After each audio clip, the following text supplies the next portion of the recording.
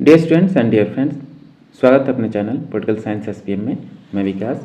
प्यारे साथियों, हम लोग बीपीएससी के द्वारा आयोजित 7th फेज की जो टीचर रिक्रूटमेंट एग्जामिनेशन है उससे का जो सेकंड फेज है, जिसका पेपर आपका दिसंबर 2023 में प्रस्तावित है, उसी से रिलेटेड हम लोग पीजीटी पॉलिटिकल साइंस यानी राजनीति विज्ञान से संबंधित हम लोग बेहद महत्वपूर्ण प्रश्नों को सॉल्व कर रहे हैं। और इसी क्रम में आज हम लोग इम्पॉर्टेंट एमसीक्यूज को सॉल्व करने वाले हैं। ये जो प्रश्न है आपके बेहद महत्वपूर्ण है आपकी परीक्षा की दृष्टि से, और ये जो आपका बेहद जो बहुमूल्य समय है आपका रिवीजन का समय है। और इसके अलावा आप इधर उधर न भटकें तो बेहतर है। जो आपके पास जितना कंटेंट है, हम बार बार यही कह रहे हैं, जो आपने अब तक पढ़ा जितना कंटेंट आपके पास है, प्लीज़ आप उसी को रिवाइज करते रहिए। और जो इसके प्रीवियस ईयर क्वेश्चन पेपर है ऑलरेडी चैनल पर अपलोडेड है, आप चाहें तो उसको देख सकते हैं और पैटर्न समझ सकते हैं। याद रखिए, जो इसके प्रश्न पूछने की जो ट्रेंड चल रहा है वो कंसेप्चुअल लेवल पे पूछ रहा है। फैक्चुअल लेवल पे एक आध क्वेश्चन मिल जाएंगे, लेकिन कंसेप्ट आधारित प्रश्नों को ये ज़्यादा शामिल कर रहा है। तो आइए हम लोग पीजीटी पॉलिटिकल साइंस का जो क्वेश्चन है बीपीएससी के लिए उसको सॉल्व करते हैं। तो पहला क्वेश्चन, हाँ, आगे बढ़ने से पहले आपसे रिक्वेस्ट है कि प्लीज़ आप चैनल को ज़रूर से ज़रूर सब्सक्राइब करें, साथ ही अपने दोस्तों में अधिक से अधिक शेयर करें। और कोई डाउट हो तो आप कमेंट बॉक्स में कमेंट कर सकते हैं। और साथ ही आप चैनल को सपोर्ट करने के लिए प्लीज़ आप चैनल को ज्वाइन भी कीजिए। पहला प्रश्न है कि कौटिल्य के मतानुसार आनुवंशिकी का क्या अर्थ है? आनुवंशिकी का क्या अर्थ है? विज्ञान या तकनीक, कला या साहित्य, गणित या वाणिज्य या दर्शन या लोकायत शास्त्र। तो जो आनुवंशिकी का अर्थ है कौटिल्य के अनुसार वो है आपका दर्शन और लोकायतन शास्त्र। ऑप्शन डी राइट आंसर होगा। अगला प्रश्न है कि न्याय के यथार्थवादी सिद्धांत का समर्थन कौन करता है? पॉलीमार्कस, थ्रेसिमेकस, क्लैकॉन या सुकरात। तो न्याय का यथार्थवादी सिद्धांत है जैसे को तैसा वो ग्लैकॉन समर्थन करता है। किसका कथन है कि साध्य साधन का औचित्य बताता है? ये बेहद महत्वपूर्ण कोट है। और साथ ही ये प्रश्न ऐसा है कि बार बार आपसे पूछा जाता है विभिन्न विषयों में, विभिन्न जो परीक्षाएं होती हैं पॉलिटिकल साइंसेस जितनी परीक्षाएं उसमें ये प्रश्न किसी न किसी रूप में आ जाता है। तो साध्य साधन का औचित्य बताता है, ये कथन आपका मैं क्या लिखा है, इसका जो उल्टा होगा वो महात्मा गांधी का होगा। क्वेश्चन नंबर 4 है, निम्नलिखित में से किसे माओ ने मौत के घाट उतरवा दिया? तो ये होगा जो उसकी सांस्कृतिक क्रांति थी, जो वो फेल हो गए और उसके जो विरोध में जो लोग थे, इन तीनों को लूटिंग में और उचितिंग और चोयांग को सभी को मौत के घाट उतरवा दिया। ऑप्शन डी राइट आंसर होगा। क्वेश्चन नंबर 5 है, रॉल्स के द्वारा जिस न्याय संबंधी सिद्धांत का प्रतिपादन किया गया वह निम्न में से किस धारणा से मेल खाता है? तो वह आपका उदारवादी अवधारणा से संबंधित है रॉल्स का जो न्याय सिद्धांत है। अगला प्रश्न है क्वेश्चन नंबर 6, किसके न्याय संबंधित सिद्धांतों में उपयुक्तवाद की झलक मिलती है? तो उपयुक्तवाद की झलक रॉल्स के न्याय सिद्धांत में मिलती है। और याद रहे, उपयुक्तवाद का जो प्रथम व्याख्याता है वो आपका बेंथम है और जो अंतिम व्याख्याता है वो जॉन स्टुअर्ट मिल है। क्वेश्चन नंबर 7, किसके न्याय संबंधित सिद्धांत में प्रतिस्पर्धात्मक बाजार अर्थव्यवस्था तथा आधारभूत सामाजिक निम्नतम अवस्था में होगी? आधारभूत सामाजिक कल्याण जो है निम्नतम अवस्था में होगी। तो ये कथन किसका है? तो ये कथन आपका रॉल्स के न्याय सिद्धांत में होगा। क्वेश्चन नंबर 8 है, रॉबर्ट नॉजिक ने बाजार अर्थव्यवस्था को आय एवं संपत्ति के वितरण के लिए प्रमाणिक व आवश्यक माना है। क्यों? ये कथन सही है कि असत्य है आपको बताना है। तो ये कथन आपका सही है। गोखले, अगला प्रश्न क्वेश्चन नंबर 9, गोखले ऐसे थे जैसे गंगा स्फूर्ति पानी को मनुष्य उस नदी में स्नान कर सकता था तथा नाव और ढाणे के साथ इस नदी पर होना बड़ा आनंदमयी था। यह किसका कथन है? तो ये कथन आपका गांधी जी का है। क्वेश्चन नंबर 10, जहाँ हिंसात्मक सत्ता अनिवार्य है वहाँ सत्याग्रही को क्या करना चाहिए? किसी भी हालत में हिंसा का सहारा नहीं लेना चाहिए। याद रखिएगा, वो सत्याग्रह में किसी भी प्रकार का आपको हिंसा मनसा वाचा कर्मणा, यानी 3 प्रकार से जो हिंसा होती है किसी का भी आपका सहारा नहीं लेना है। गांधी जी ने अपनी पुस्तक हिंद स्वराज में आदर्श राज्य के संबंध में क्या लिखा है? तो इसे पूर्णतः पाया नहीं जा सकता, इसको लक्ष्य मानकर इसमें पक्ष में बढ़ना चाहिए। आदर्श राज्य को जो कॉन्सेप्ट है गांधी जी उनका ये मानना है कि इसको पूर्ण रूप से प्राप्त नहीं किया जा सकता। अगला प्रश्न कि तुलनात्मक सरकार व तुलनात्मक राजनीति बिल्कुल अलग अलग हैं, यह कथन किसका है? तो ये कथन आपका जीके रॉबर्ट्स का है। क्वेश्चन नंबर 13 है, यदि न्याय का दीपक अंधेरे में बुझ जाए तो वह अंधेरा कितना गहरा होगा, इसकी कल्पना नहीं की जा सकती, यह कथन किसका है? तो ये कथन आपका लॉर्ड जेम्स ब्राइस का है। क्वेश्चन नंबर 14, न्याय विभाग के अभाव में एक सभ्य समाज की कल्पना नहीं की जा सकती, ये कथन किसका है? ये कथन आपका गार्नर साहब का है।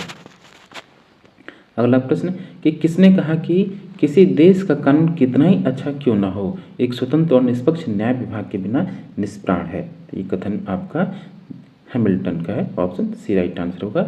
कानून का शासन यानी रूल ऑफ लॉ के प्रतिपादक कौन है? तो रूल ऑफ लॉ के प्रतिपादक यानी विधि का शासन या कानून का शासन एक ही चीज़ है, एवी डाइसी हैं। और याद रखिएगा जो रूल ऑफ लॉ है इसका कंसेप्ट है ब्रिटेन से प्रचलित भारत में अपनाया गया है विधि का शासन।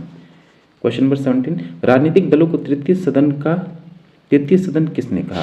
याद रखिएगा बेहद महत्वपूर्ण कोट है। तो राजनीतिक दलों को तृतीय सदन कहने वाले एसी फाइनर हैं। सी राइट मिल्स ने शासक वर्ग शब्द के बदले किस शब्द का प्रयोग किया है? तो वो शक्ति अभिजात पावर एड की बात करते हैं। शक्ति अभिजात या शक्ति अभिजनीय शक्ति संभ्रांत कहें आप इसको। क्वेश्चन नंबर 19, किस विद्वान ने क्रांति को सामाजिक व्यवस्था की प्रमुख अवस्था में एक महान मौलिक परिवर्तन के रूप में देखा है? कौन सा क्रांतिकारी है? तो ये है न्यूमैन साहब। ऑप्शन ए राइट आंसर होगा। निम्नांकित में से किसी फासिस्ट महिमा मंडित करते हैं? जितने फांसीवादी हैं किसकी पुरजोर समर्थन करते हैं या पुरजोर वकालत करते हैं या महिमा मंडित करते हैं? तो हैं आपके हिंसा, युद्ध और नेता जनता का समर्थन नहीं करते हैं, जैसे कि आपका मुसोलिनी हुआ, माओ हुआ। ऑप्शन ए राइट आंसर होगा। क्वेश्चन नंबर 21, निम्नांकित में से किसने बाह्य संप्रभुता की अवधारणा यानी जो यूनिवर्सल सॉवरेंटी है उसकी किसने धारणा विकसित की? याद है संप्रभुता का जो धारणा है उसको विकसित करने वाले जीन भूता हैं और उसको एकलवादी या कानूनी संप्रभुता के जो जनक हैं आपके जॉन ऑस्टिन, और जो बाह्य संप्रभुता के जो जनक हैं कौन है? ह्यूगो ग्रोसियस। अंतर्राष्ट्रीय कानून का भी जनक यही है।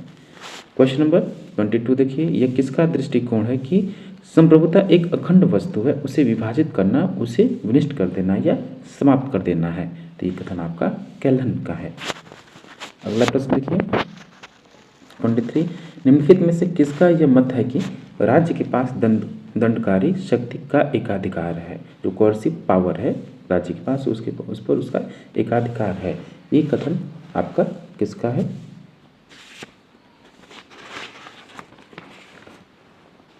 तो ये कथन आपके वेबर साहब का है, मैक्स वेबर, जो कि आदर्श नौकरशाही व्यवस्था का जनक है। मैक्स वेबर जो नौकरशाही सिद्धांत है इसका व्यवस्थित अध्ययन मैक्स वेबर ने किया।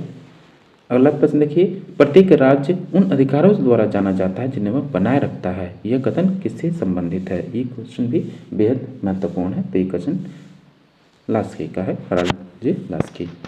अगला प्रश्न, पुष्पिन उतना ही सुखद है जितना काव्य का पाठ करना, यानी पुष्पिन खेलना उतना ही सुखद है जितना काव्य का पाठ करना, ये किसने कहा? तो ये उपयुक्तवादी विचारक बेंथम ने कहा, जो अधिकतम व्यक्तियों का अधिकतम सुख, इसी की कल्पना है।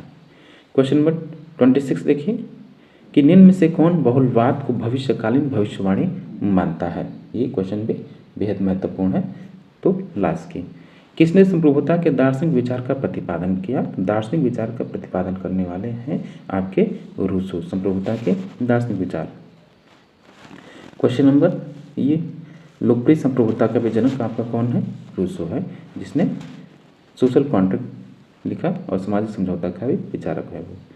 तो संप्रभुता के बहुलवादी सिद्धांत का सर्वप्रथम प्रतिपादन किसने किया? संप्रभुता का बहुलवादी सिद्धांत में यहाँ पर कहते हैं तो जितने भी बहुलवादी हैं संप्रभुता के विरोधी हैं और जितने भी संप्रभुता के समर्थक हैं बहुलवाद के विरोधी हैं। क्वेश्चन नंबर 28 का आंसर होगा गियर।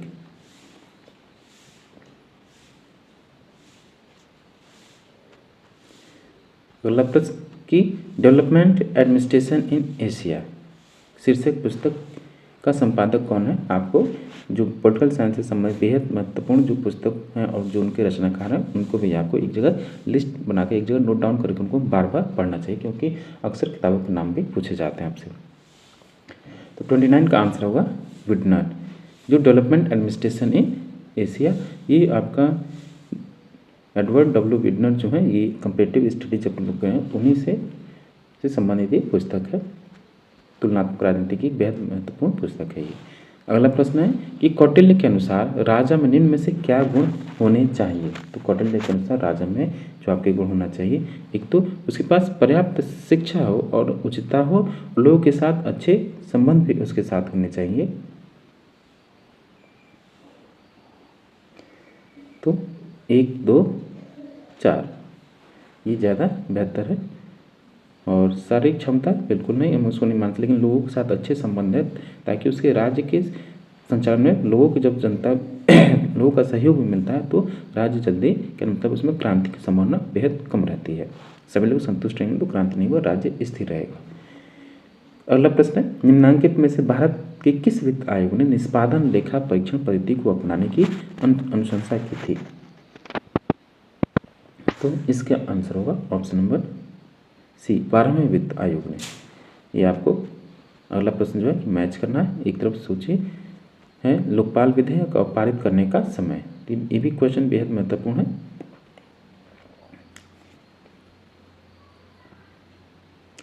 क्वेश्चन नंबर 32 है। तो लोकसभा में प्रस्तुत किया गया, कब प्रस्तुत किया गया? तो ये आपका 4 अगस्त 2011 को ही प्रस्तुत किया गया। और लोकसभा में पुनः प्रस्तुत कब किया गया? तो दिसंबर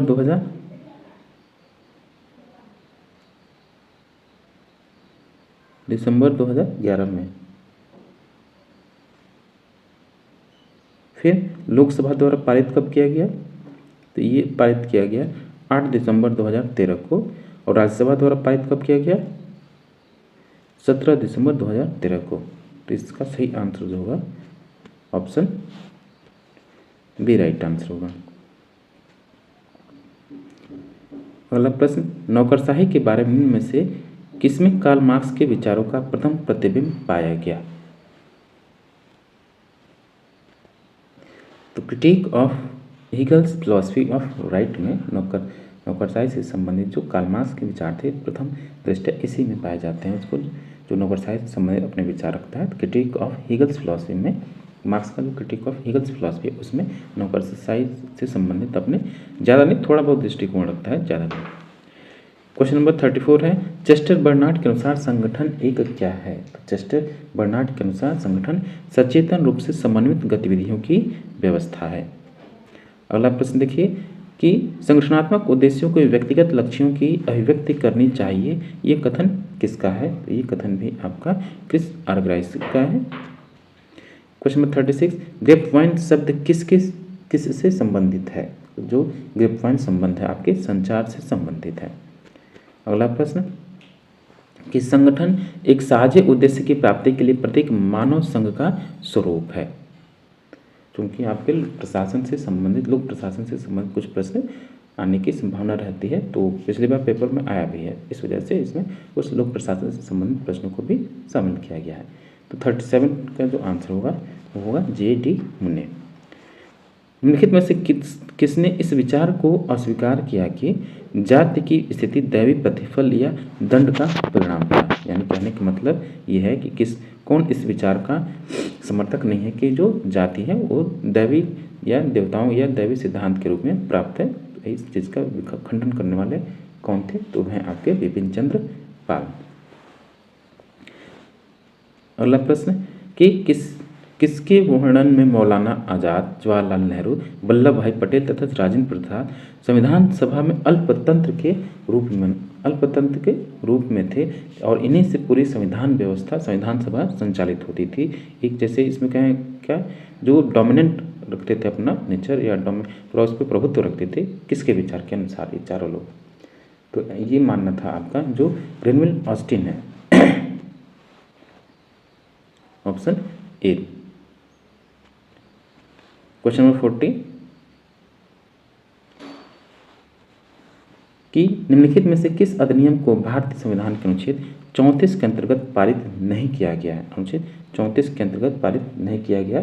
तो याद रखिएगा जो आपको अनुच्छेद पढ़ने हैं, अनुच्छेद 31, 32, 33, 34, खासकर 35 आप कुछ पढ़ें चाहे ना, ये आप इसको लास्ट वाले जो अनुच्छेद अक्सर हम लोग इसको पढ़ना छोड़ देते हैं, इसी से प्रश्न आ जाते हैं, तो ये आपको पढ़ना है। क्वेश्चन नंबर 40 का आंसर होगा ऑप्शन नंबर सी कि सशस्त्र बल विशेष अधिकार अधिनियम, इसमें नहीं है, बाकी तीनों में है, तो ऑप्शन सी राइट आंसर होगा। क्वेश्चन नंबर 41 है निम्नलिखित में से किस विचारक का कहना था कि आज्ञा पालन का संभावित शरारत विरोध की संभावित शरारतों से कम है? ये है आपका बेंथम, जेरेमी बेंथम, उपयुक्तवाद का जनक। अगला प्रश्न, निम्नलिखित में से किसने कहा कि धर्म में भक्ति आत्मा की मुक्ति का मार्ग हो सकता है, परंतु राजनीति में भक्ति या वीर पूजा अपकर्ष और संभावित तानाशाही के लिए सुनिश्चित मार्ग है? बेहद महत्वपूर्ण कोट है, अगर आप पॉलिटिकल साइंस के स्टूडेंट हैं तो आप इसको सही से समझेंगे।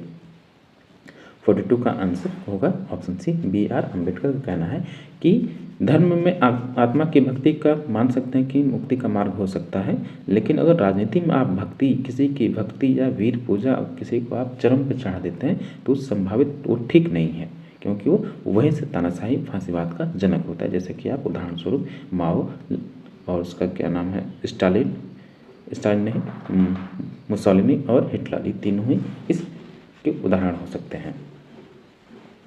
क्वेश्चन नंबर 43 कि निम्नलिखित में से ये किसने कहा था कि क्रांति उत्पीड़ित और शोषित लोगों का उत्सव है?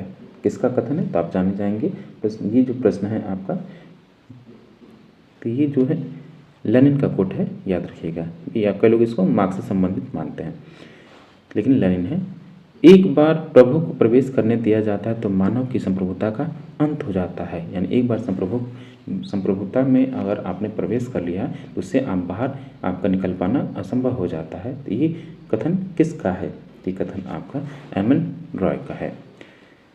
अगला प्रश्न देखिए कि किसने कहा है आदमी वही होता है जो वह खाता है? याद रखें, बेहद महत्वपूर्ण कोट है ये।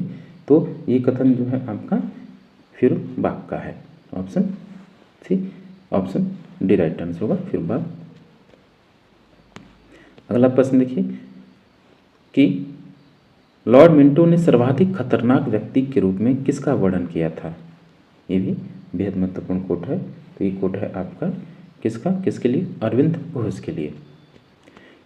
क्वेश्चन नंबर 47 राष्ट्रपति प्रणाली के संदर्भ में यूएसए के किस राष्ट्रपति ने कहा केवल एक व्यक्ति की गलती संपूर्ण राष्ट्र के लिए विपदा ला सकती है, यानी मुसीबत ला सकती है? ये कहें आपके जिमी कार्टर। अगला प्रश्न, क्रांति के विश्लेषण में राजनीतिक संघर्ष उपागम निम्नलिखित में से किसने अपनाया था? जो पॉलिटिकल कॉन्फ्लिक्ट अप्रोच है, इससे रिलेटेड कौन से व्यक्ति हैं? तो हैं आपके चार्ल्स टिली। अगला प्रश्न, इटली के नैतिक अपकर्ष के लिए मैकियावेली ने किसे दोष दिया? तो इटली के नैतिक अपकर्ष ने मैकियावेली ने चर्च को दोषित ठहराया। अगला प्रश्न है कि निम्नलिखित में से कौन सी कृति अरविंद घोष द्वारा रचित नहीं है? तो अरविंद घोष की जो रचनाएं हैं आप उनको हमेशा याद रखा कीजिए, क्योंकि ये बार बार आपसे पूछे जाते हैं। अरविंद घोष, महात्मा गांधी, अंबेडकर और कार्ल मार्क्स की रचनाएं आपको पता ही होना चाहिए, और साथ में नेहरू जी की भी। तो क्वेश्चन नंबर 50 का जो सही आंसर है योग, कंसेप्ट एंड प्रैक्टिस, ही उनका नहीं है, बाकी तीनों ही अरविंद घोष की रचनाएं हैं। अगला प्रश्न है सहकारी संघवाद का उदय कब हुआ? जो कोऑपरेटिव फेडरलिज्म है इसका उदय कब हुआ? तो द्वितीय विश्व युद्ध के बाद। नेक्स्ट क्वेश्चन है क्वेश्चन नंबर 52 निम्नलिखित में से अध्यक्षीय शासन प्रणाली के विषय में कौन सा सत्य कथन है? ये भी बेहद महत्वपूर्ण प्रश्न है।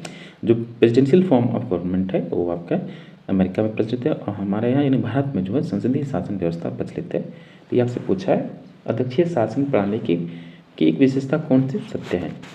तो राष्ट्रपति व्यवस्थापिका द्वारा महाभियोग की इम्पीचमेंट या महाभियोग की प्रक्रिया से हटाया जा सकता है। ये आपका अध्यक्षीय प्रणाली में ये सही है। बाकी राष्ट्रपति व्यवस्थापिका द्वारा नहीं हटाया, ये गलत है। राष्ट्रपति व्यवस्थापिका निचले सदन को भंग कर सकता है, ये भी गलत है। तो ऑप्शन ए राइट आंसर होगा। क्वेश्चन नंबर 53, एक व्यवस्थापिका जो मंत्रिमंडल के समक्ष दुर्बल है तथा एक मंत्रिमंडल जो राज्याध्यक्ष के समक्ष दुर्बल है, किस देश शासन की विशिष्टता है। ये बेहद महत्वपूर्ण प्रश्न है और इस जो शासन व्यवस्था है इसमें अध्यक्षात्मक और संसदात्मक दोनों व्यवस्थाएं शामिल हैं। इसको हम अर्ध अध्यक्षात्मक और अर्ध संसदीय शासन प्रणाली भी बोलते हैं। तो ये है आपका कथन किसके बारे में, फ्रांस के बारे में। अगला है कि संविधान के बिना राज्य न होगा, अराजकता का शासन होगा। ये बेहद महत्वपूर्ण कोट है, किसके द्वारा कहा गया, तो ये कोट आपका जलेनेक के द्वारा कहा गया। अगला प्रश्न कि पॉलिटिकल मैन नामक पुस्तक के लेखक कौन है। पॉलिटिकल मैन, तो इसके लेखक हैं आपके एस लिप्सेट। क्वेश्चन नंबर 56, इस समय संवैधानिक राजतंत्र कहाँ है, तो आपको पता होना चाहिए संवैधानिक जो राजतंत्र है वो आपका ब्रिटेन में है।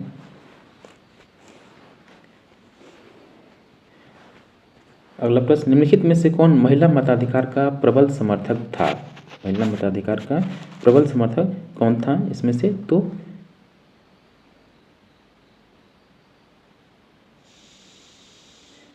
इसमें याद रखिएगा इस प्रश्न का आंसर मकाले होगा। अध्यक्षात्मक शासन का उदय सर्वप्रथम कहाँ हुआ, तो अध्यक्षात्मक शासन का उदय सर्वप्रथम आपको पता ही है कौन कहाँ, संयुक्त राज्य अमेरिका में होगा। और याद रखिए ये आपका लिखित संविधान की जननी है और सबसे छोटा संविधान इसी का लगभग, इसमें 7 आर्टिकल हैं, 7 अनुच्छेद है। अगला प्रश्न है क्वेश्चन नंबर 59, निम्नलिखित में से कौन सी नौकरशाही की विशिष्टता या विशेषता नहीं है। तो नौकरशाही की जो विशेषता इसमें से कौन सी नहीं है कि वो तो अनामता के नाम पर है, तटस्थता भी रहती है और टेक्नोक्रेटिक भी है। तो याद रखिए जो लाल फीताशाही है इसका रेड टेपिज्म जो है नौकरशाही की आलोचना के रूप में है, याद रखिएगा, उसकी विशेषता नहीं है। तो ऑप्शन सी राइट आंसर होगा कि नौकरशाही की विशेषता लाल फीताशाही नहीं है। सॉरी डियर स्टूडेंट्स, आपसे एक बार फिर से रिक्वेस्ट है, अगर अब तक आपने चैनल को सब्सक्राइब नहीं किया है प्लीज़ आप चैनल को सब्सक्राइब कीजिए और अपने दोस्तों में अधिक से अधिक शेयर कीजिए। और किसी भी प्रकार का डाउट है, क्वेश्चन में डाउट है, विषय में डाउट है, तो आप कमेंट बॉक्स में अवश्य कमेंट करें। और साथ ही चैनल को सपोर्ट करने के लिए आप जरूर ज्वाइन कीजिए। आइए अगला प्रश्न देखते हैं कि इस वर्ष बंगाल के गवर्नर जनरल को संपूर्ण भारत का गवर्नर जनरल बना दिया गया और उसकी परिषद के संविधान एवं अधिकारियों में परिवर्तन करके देश के प्रशासन का केंद्रीकरण कर दिया गया। तो याद रखिए ये कौन सा, तो जो 1833 का भारत चार्टर अधिनियम है उसके तहत जो बंगाल का गवर्नर जनरल था वो संपूर्ण भारत का गवर्नर जनरल हो गया। और साथ ही इसके जो भारत के प्रथम गवर्नर जनरल हुए लॉर्ड विलियम बेंटिंग, इन्हीं के ज़माने में ही जो सती प्रथा है उसका उन्मूलन या समाप्त किया गया। अगला प्रश्न है कि रेगुलेटिंग एक्ट के पारित होने के बावजूद भी ईस्ट इंडिया कंपनी के प्रबंध में उचित सुधार न हो सका तो ब्रिटिश संसद ने कंपनी के ऊपर नियंत्रण को और अधिक कठोर बनाने के उद्देश्य से किस एक्ट को पारित किया था, तो वो था आपका पिट्स इंडिया एक्ट 1784 का। क्वेश्चन नंबर 62 है स्वतंत्रता, समानता और बंधुत्व। ये क्वेश्चन आपको कभी नहीं भूलना है, अगर आप सोए भी रहें, आंख बंद भी रहे, तभी भी आपको पता होना चाहिए।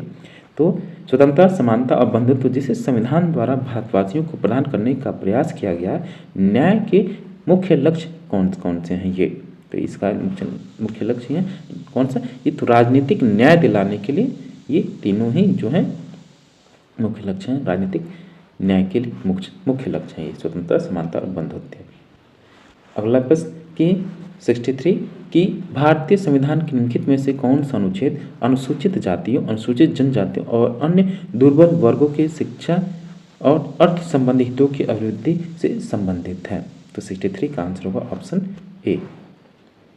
46 क्वेश्चन नंबर 64 एशियाटिक सोसाइटी की स्थापना कलकत्ता में किसके द्वारा की गई थी? तो एशियाटिक सोसाइटी की स्थापना कलकत्ता में सर विलियम जोन्स के द्वारा किया गया।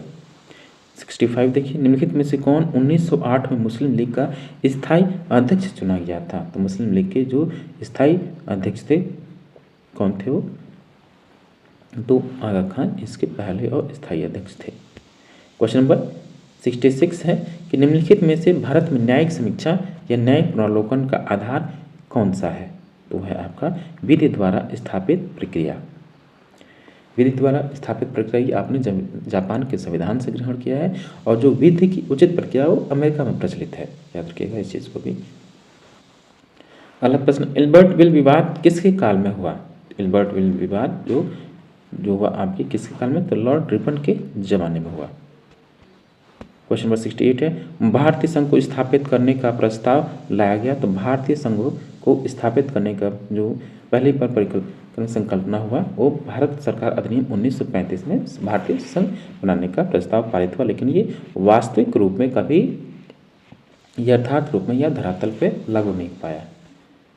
क्वेश्चन नंबर 69 देखिए कि भारतीय संविधान के लिए किस अनुच्छेद के अंतर्गत संसद राज्य सूची में दिए गए किसी विषय पर कानून बना सकती है? तो है आपका अनुच्छेद 249। और अंतिम प्रश्न है कि भारत में किसी राज्य कानून की संवैधानिक वैधता को चुनौती दी जा सकती है?